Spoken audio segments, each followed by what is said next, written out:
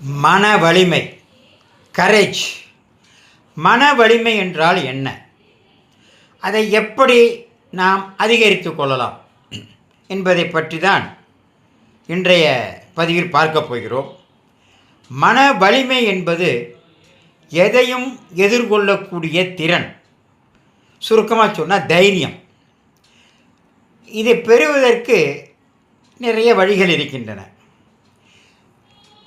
அந்த வழிகளை எல்லாம் ஒன்றன் பின் ஒன்றாக பார்ப்போம். நேர்மறை எண்ணங்கள் கொண்டவர்களாக இருக்க வேண்டும். மகிழ்ச்சியான மனநிலை கொண்டவராக இருக்க வேண்டும். ஒவ்வொரு மனிதரையும் மரியாதையாக நடத்த வேண்டும். லட்சியவாதியாக இருக்க வேண்டும். அடுத்தவர் நலன் மீது அக்கறை கொண்டவராக இருக்க வேண்டும். பிறரை ஊக்குவிப்பவராக இருக்க வேண்டும். பிறருக்கு உதவ வேண்டும். உங்களுக்கென்று சில கனவுகளுடன் வாழ வேண்டும். அதான் நமக்குன்னு சில கனவு, அந்த கனவோடு வாழ வேண்டும். உங்கள் வாக்குறுதிகளை எல்லாம் காப்பாற்ற வேண்டும். சில வாக்குறுதி கொடுக்குறீங்க இல்லையா, அதை முடிந்தவரை நிச்சயமாக காப்பாற்ற வேண்டும். உடலையும் மனதையும் ஆரோக்கியமாக வைத்துக்கொள்ள வேண்டும். உங்களை நீங்களே பாராட்டி கொள்ளுங்கள் அல்லது நேசித்து கொள்ளுங்கள். நேசியுங்கள், விரும்புங்கள். உங்களை நீங்களே விரும்புங்கள்.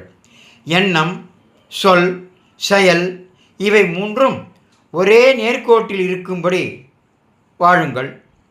எதிரிகளை உருவாக்காதீர்கள். உங்களை வெறுப்பவர்களை நீங்கள் வெறுக்காதீர்கள். அவர்களை ஆசீர்வதிக்கவில்லை என்றாலும் பரவாயில்லை, சபிக்காதீர்கள். மரத்தின் பழம் மரத்தின் அடியில் விழுவது போல நமது சாபமே நம்மை தாக்கக்கூடும். நச்சு மனிதர்களை எப்படி கையாள்வது என்பதை தெரிந்து கொள்ளுங்கள்.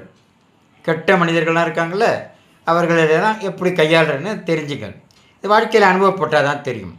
எதையும் எதிர்கொள்ளும் திறனை வளர்த்து கொள்ளுங்கள்.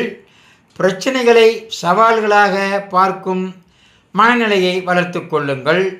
மன வலிமை அதிகம் கொண்ட ஆண் பெண்களால் வளர்க்கப்படும் குழந்தைகள் நல்ல மனதிடத்துடன் பிரச்சனைகளை சவால்களாகவும் வாய்ப்புகளாகவும் பார்க்கும் மனநிலை கொண்டவர்களாக அந்த குழந்தைகள் வளர்வார்கள்.